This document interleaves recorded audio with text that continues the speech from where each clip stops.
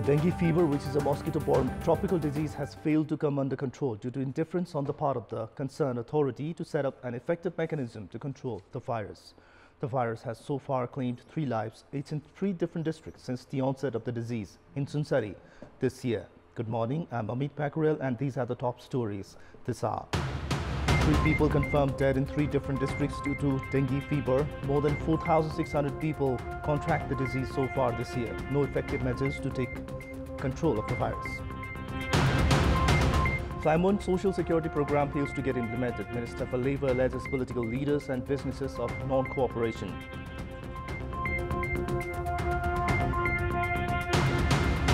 Anti-extradition bill protest in Hong Kong since the last 3 months, turning violent. Police fire bullet on protesters.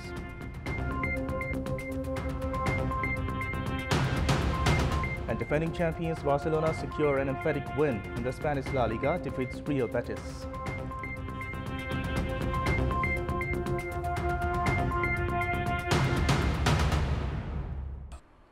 Let's begin with the national political updates.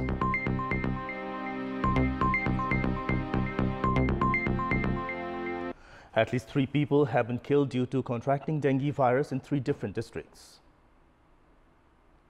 The mosquito-borne disease that started spreading from Sunsari district some 4 months ago has recently claimed lives each in Sunsari, Chitwan and Toti districts. All of them succumbed to disease while undergoing treatment. The identities of the disease, however, have not been revealed.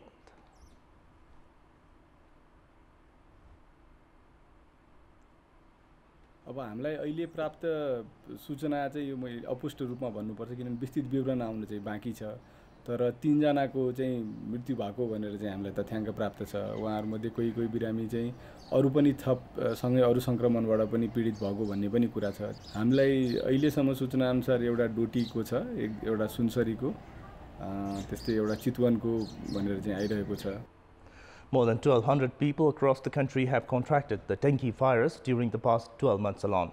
Kantipur has remained the mostly affected district so far. Although the disease has been spreading further by the day, the government has yet to set up any effective mechanism to control it.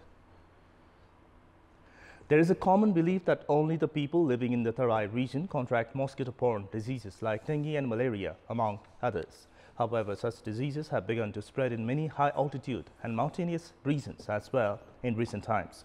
Experts have termed it as an effect of climate change. People from as many as 37 districts have contracted the dengue fever in the past 2 months, among which 16 are hilly and mountainous districts. The number of patients contracting the virus have reached more than 4,600 in the past 4 months. Along with dengue, other mosquito-borne diseases such as black fever and malaria that used to be seen only in places with high temperature have now begun affecting people living in cold and high-altitude places as well, according to government statistics. Experts have attributed the spread of mosquito-borne diseases in colder regions as well to climate change. गर्नुपर्ने हो त्यति गरेका छैनौं अझै पनि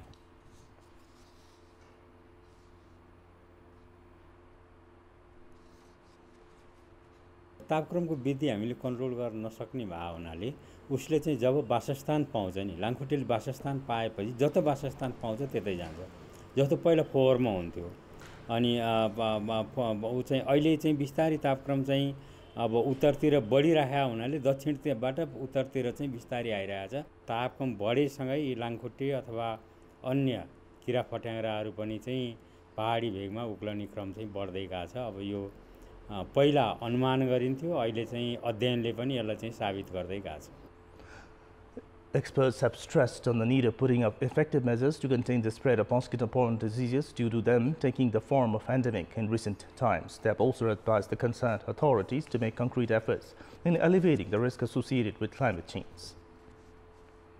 The Social Security Program announced by the government amid a lot of fanfare has recently turned meaningless due to lack of implementation.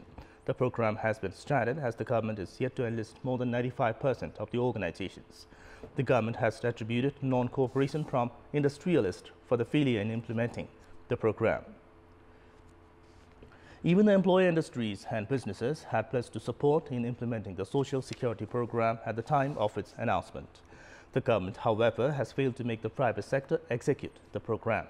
Among the 100,000 employing institutions, only 4,500 have been enlisted under the Social Security scheme. Even the companies operated by the businesses that participated during the announcement of the scheme have not been enlisted in this regard. However, instead of compelling the businesses to abide by the program as per the existing law, Departmental Minister Gokarna Bista has expressed helplessness, citing that the businesses refuse to cooperate with the government. The government introduced the contribution-based social security scheme in order to benefit and secure the rights of workers employed at private sector. The employees are even supposed to get compensation for health treatments and pension, among others, as per the social security scheme. All the employer companies should have been enlisted under the scheme with the onset of the current fiscal year. However, industrialists and other businesses have refused to abide by the provision, citing additional financial burden. Analysts are of the view that the government should take action against the ones that have disobeyed the directive, leading to the plight of the employees. The price of hallmark gold soared up by 1,200 rupees per tola in the Nepalese market yesterday to hit an all-time high of 72,500 per tola, which is up in 11.66 grams. The price of the precious yellow metal was 71,500 rupees per tola on 5th of August and did not go above that until yesterday. The price of gold on Friday was 71,300 rupees per tola. According to the Federation of Nepal Gold and Silver Dealers Association, the price of gold has gone up in the international market and its effect has reached the Nepalese market as well.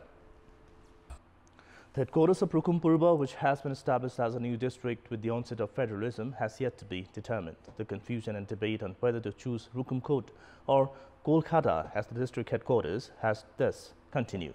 In this contest, we had asked the residents of Rukum Purba what problems have they been facing due to the lack of district headquarters. Let's take a look at what they had to say.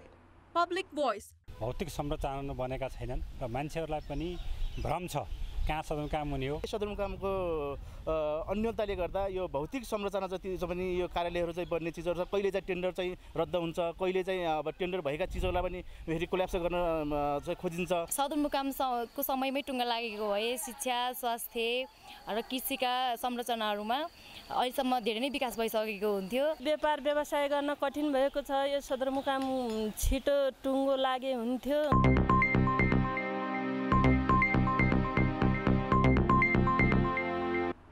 It's time now for our segment Public Pulse, where you text us with your opinion.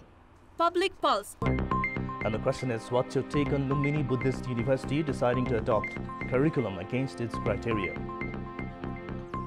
And options are A, ill intention, B, attempt to grant undue affiliation, and C, inadequate students of Buddhism philosophy. The voting is on. Type NAWS, select your option A, B, or C and send it to 34001 to share your opinion with us. It's now time for our special segment of the beat.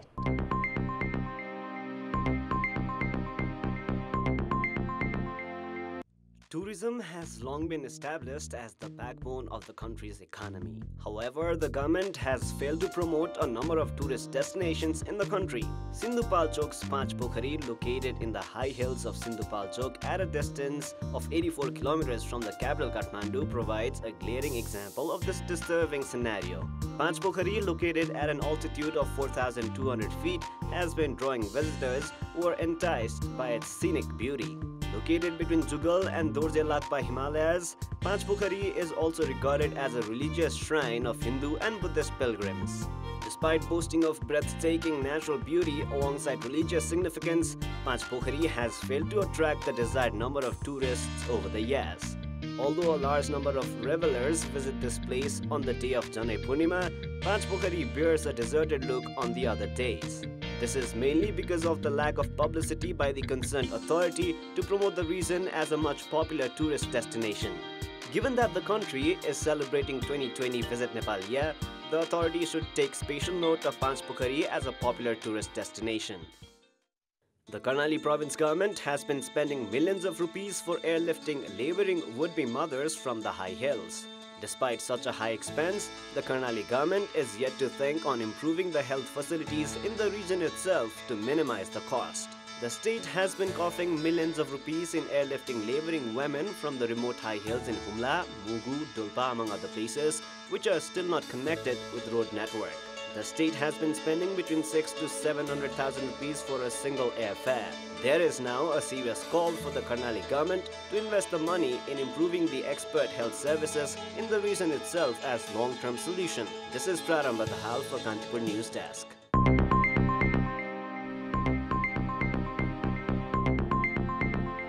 And that's all for this hour. Keep watching Kantipur Television SD for more news and entertainment. Have a good day.